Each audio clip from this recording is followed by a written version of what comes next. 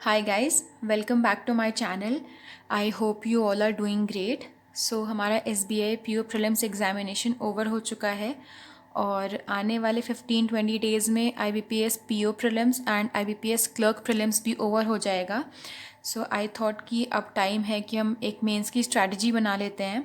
अभी तक तो मैं मेंस की प्रिपरेशन पे उतना फोकस नहीं कर पा रही थी बिकॉज एसबीआई पीओ और आईबीपीएस पीओ मेरा साथ ही साथ है ऑलमोस्ट एक ही वीक के अंदर।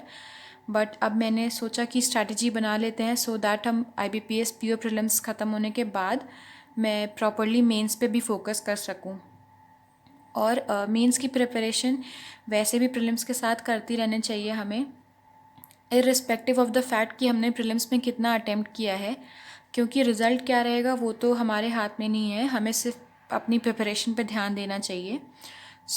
मैंने अपनी मेंस की स्ट्रैटेजी बनाई है और सबसे पहले तो ये मेरी स्ट्रैटेजी है। मैं इसको सिर्फ एक हेल्प की तरह शेयर कर रही हूँ। अगर आपको ये हेल्पफुल लगती है तो आप इसे फॉलो कर सकते हो। अगर आपके पास अपनी कोई स्ट्रैटेजी है तो प्लीज़ आप अपनी स्ट्रैटेजी को फॉलो करो, बिकॉज़ सबकी पढ़ाई करने का तरीका अलग होता है, सबका चीज़ों को समझने का तरीका अलग होता है। तो ऐसा कुछ ज़रूरी नहीं है कि हम किसी और की स्ट्रैटेजी को देखें कि उसने इस स्ट्रैटेजी से इतना स्कोर किया है तो मेरा भी उतना होगा।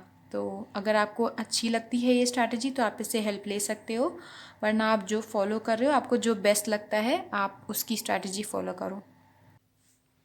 तो अब स्टार्ट करते हैं अपनी स्ट्रैटेजी के साथ। सबसे पहले आता है करंट अफेयर्स।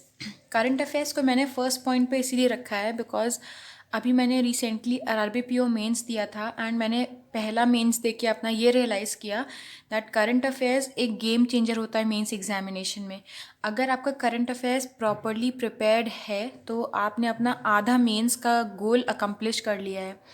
मतलब बहुत ज़्यादा डिपेंड करते हैं आपके स्कोर्स करंट अफेयर्स पे, बिकॉज ये इतना स्कोरिंग होता है कि आपको चीज़ें याद रखनी है और उससे आपका स्कोर आ जाएगा। आई नो ये जितना इजी साउंड कर रहा है उतना इजी नहीं होता है करंट अफेयर्स याद रखना, बट करंट अफेयर्स सच में गेम चेंजर है। करंट अफेयर्स हमेशा 6 मंथ्स के आते हैं बैंक एग्जामिनेशंस में। और टू बी मोर प्रिसाइज मैंने ये देखा है मेंस एग्जामिनेशन दे के दैट सबसे ज़्यादा फोकस लास्ट के 4 मंथ्स पे होता है। बट और to be on a safer side हम 6 मंथ्स लेके चलेंगे। जुलाई से जनवरी मैंने इसलिए मेंशन किया है यहाँ पे बिकॉज जनवरी में I think SBI PO mains की एक्सपेक्टेड डेट 8 जनवरी है। तो उसके एटलीस्ट एक वीक पहले या 3-4 दिन पहले का करंट अफेयर्स तो आपको प्रिपेयर होना ही चाहिए, क्योंकि अगर वो एग्ज़ाम में नहीं आएगा तो वो आपके इंटरव्यू में भी काम आ जाएगा। जुलाई टू जनवरी का करंट अफेयर्स हमें करना है अपने आने वाले मेंस एग्जामिनेशंस के लिए। और उसके बाद डेली हम पढ़ाई करेंगे।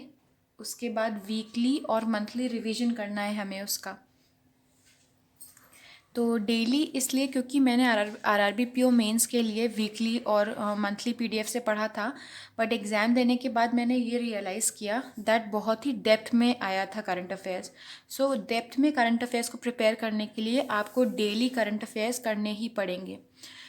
और उसके बाद आपको उसका वीकली एंड मंथली रिवीजन करना है प्रॉपर, क्योंकि अगर आप रिवाइज़ नहीं करोगे तो जब आप एक साथ करंट अफेयर्स लेके बैठोगे एग्ज़ाम के पहले तो आपको शायद ही कुछ याद रहे। तो जितना ज़्यादा हो सकता है उतना ज़्यादा हमें रिवीजन करना है करंट अफेयर्स का। और नेक्स्ट आते हैं करंट अफेयर्स के नोट्स। बहुत लोग पूछते हैं कि नोट्स बनाना चाहिए कि नहीं, मुझे भी यही डाउट रहता था। अगर आपको चीज़ें याद हो जाती हैं बहुत जल्दी तो आप डेफिनेटली आपको नोट्स की नीड नहीं है। बट जैसे मेरे साथ ये है कि बहुत ज़्यादा रटते नहीं बनता मुझे, तो आई नीड समथिंग कि मैं बार बार रिवाइज़ कर सकूँ। तो मैं करती क्या हूँ कि जो भी पॉइंट्स होते हैं, कुछ ऐसे इंपॉर्टेंट फैक्ट्स होते हैं, मैं उनके सिर्फ कीवर्ड्स नोट कर लेती हूँ सो दैट मैं उन वर्ड्स को पढ़ के याद कर सकूँ कि वो क्या चीज़ की न्यूज़ थी। करंट अफेयर्स हमारे बहुत इंपॉर्टेंट है, इनको बहुत ही डेप्थ में करना है। और करंट अफेयर्स मैं करती हूँ अफेयर्स क्लाउड से। और उसके लिए किसी भी टीचर को फॉलो नहीं करती, मैं किसी और सोर्स को फॉलो नहीं करती हूँ, मैं सिर्फ और सिर्फ अफेयर्स क्लाउड से करंट अफेयर्स करती हूँ। नेक्स्ट आते हैं इंग्लिश पे। इंग्लिश बहुत स्कोरिंग भी होता है अगर हम उसे प्रॉपरली कर लेते हैं, और इंग्लिश में हमारे मार्क्स भी बहुत ज़्यादा कटते हैं। इंग्लिश इम्पॉर्टेंट है। तो सबसे पहले इंग्लिश के लिए हमें एडिटोरियल पे फोकस करना है। एडिटोरियल कोई भी आप न्यूज़पेपर से ले सकते हो। अगर आप द हिंदू का कर रहे हो तो बहुत ही अच्छी बात है।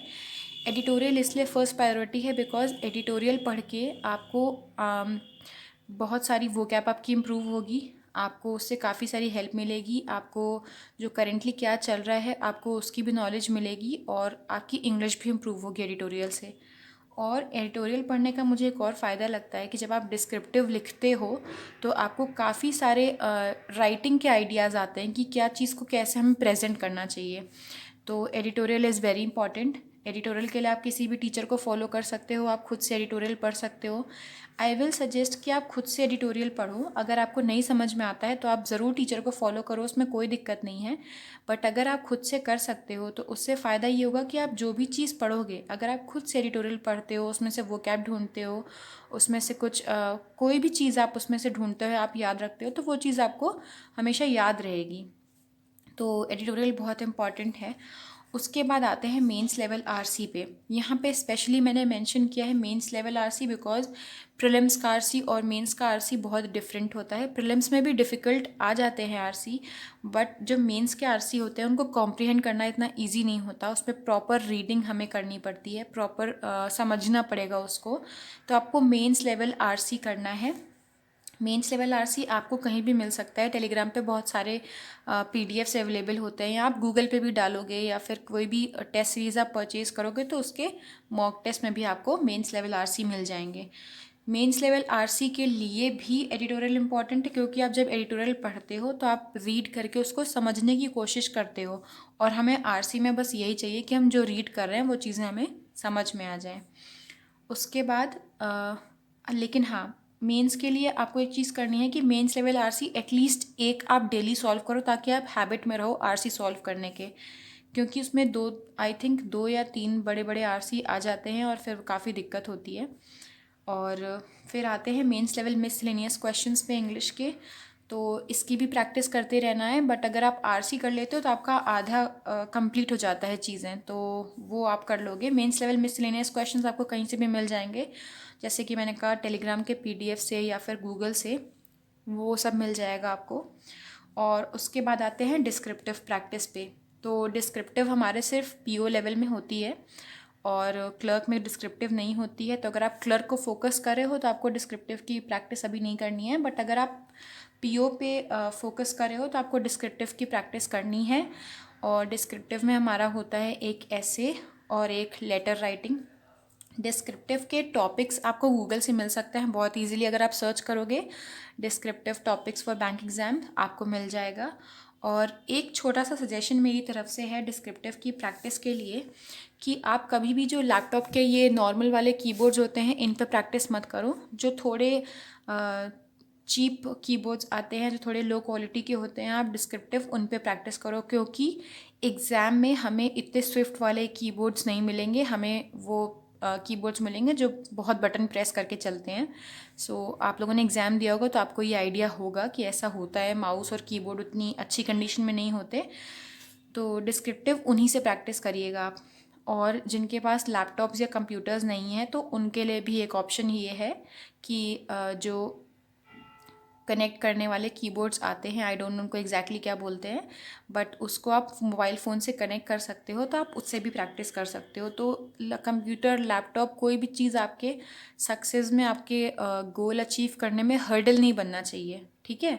तो आप एक कीबोर्ड को कनेक्ट कर सकते हो अपने फ़ोन से, और आप कीबोर्ड से ही प्रैक्टिस करो डिस्क्रिप्टिव की, क्योंकि एग्ज़ाम में ना हमें मोबाइल टाइपिंग करनी है, ना हमें लैपटॉप पे टाइप करना है, हमें नॉर्मल कीबोर्ड दिया जाएगा। तो अगर हम उसी से प्रैक्टिस करेंगे तो वो ज़्यादा बेटर रहेगा। तो ये हो गया डिस्क्रिप्टिव। और डिस्क्रिप्टिव में ऐसे और लेटर होता है। लेटर का फॉर्मेट आपको अच्छे से आना चाहिए, और ऐसे कि अगर आप प्रैक्टिस करते रहोगे तभी आपको हैबिचुअल रहेगा या आपकी एग्ज़ाम में कैसे करना है। उसके बाद आते हैं रीजनिंग पे। तो रीजनिंग में सबसे पहले इंपॉर्टेंट है mains level puzzles. Mains level puzzles क्योंकि बहुत लेंदी होती हैं, बहुत ट्रिकी होती है, उनको सॉल्व करने में बहुत ज़्यादा टाइम लग जाएगा। और हमारी एक्यूरेसी तो अच्छी होनी ही चाहिए, बट हमारे अटैम्प्ट्स भी अच्छे होने चाहिए, क्योंकि अगर हम कम अटैम्प्ट करेंगे तो 100% एक्यूरेसी है तब भी हम कट ऑफ तक नहीं पहुँचे तो कोई मतलब ही नहीं है। तो हमें ज़्यादा भी अटैम्प्ट करने हैं।